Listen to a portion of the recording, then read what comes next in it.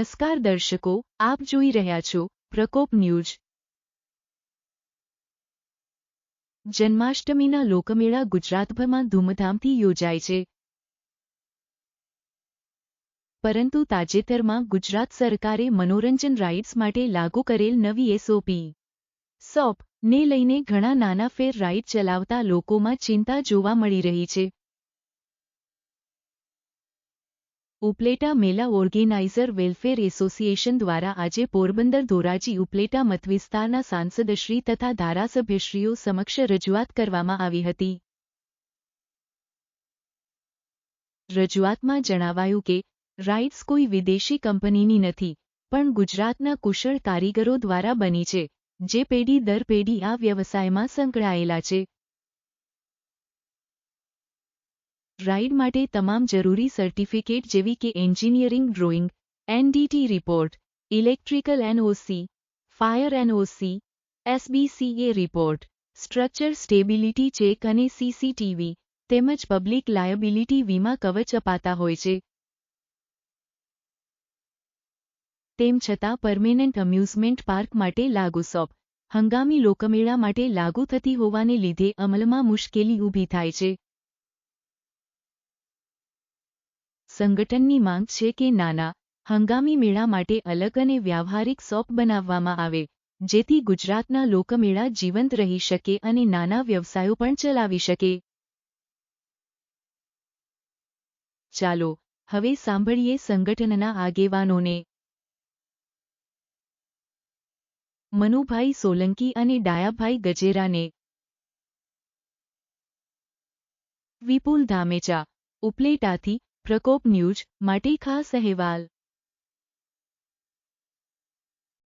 મેળા organiser welfare association Upleta શાખાના મનુભાઈ સોલંકી બોલી રહ્યા છું।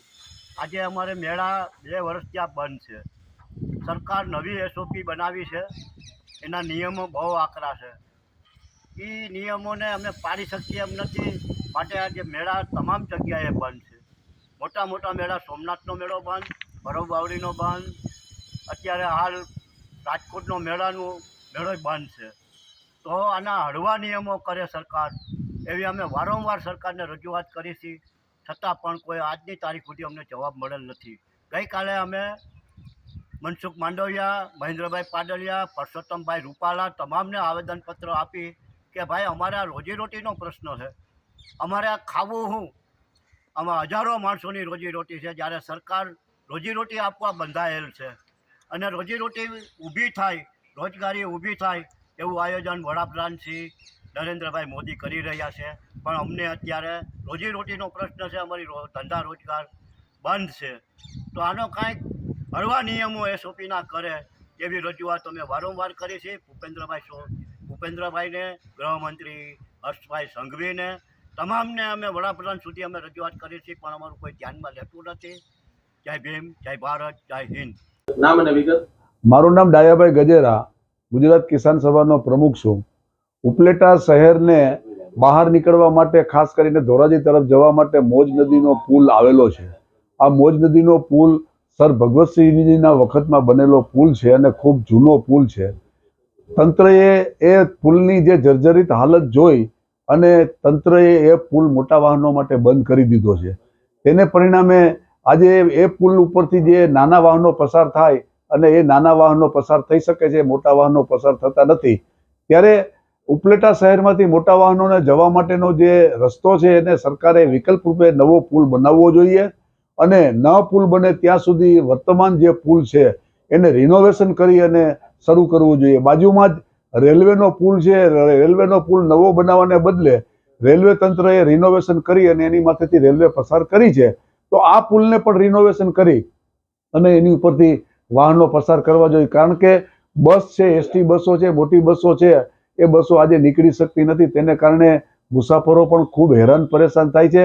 સરકાર એમનેમ ખાલી રસ્તો બંધ રાખી મોટા વાહનો માટે અને રોકી રાખે તો કોઈ નિર્ણય તો કરવો જ પડે, અને નિર્ણય શા માટે નથી કરતા? હું એમ કહું છું કે તાત્કાલિક એનો નિર્ણય થવો જોઈએ અને એનો વિકલ્પ પણ મળવો જોઈએ। પુલની હાલત કેવી છે? અત્યારે પુલની હાલત તંત્રના યોગ્ય જાળવણીના અભાવે બંને બાજુ જુઓ તો કેટલા કેટલા મોટા ઝાડ ઉગી ગયા છે અને પુલની અંદર ગાબડાઓ દેખાતા હોય. તો આ બધું દૂર કરવા માટે અને ઉપર જે ક્યાંય જગ્યાએ છે તે થોડું રિપેરિંગ કરી અને કરે તો પુલ ખાસ કરીને એસટી બસો છે, મોટી ખાનગી બસો છે અને પ્રાઇવેટ વાહનો અને ખેડૂતોના વાહનો પસાર થઈ શકે એવો તો થઈ શકે. મોટા ડમ્પરો ન ચાલે તો કંઈ વાંધો નહીં, પરંતુ આવા વાહનો તો પસાર થવા જોઈએ.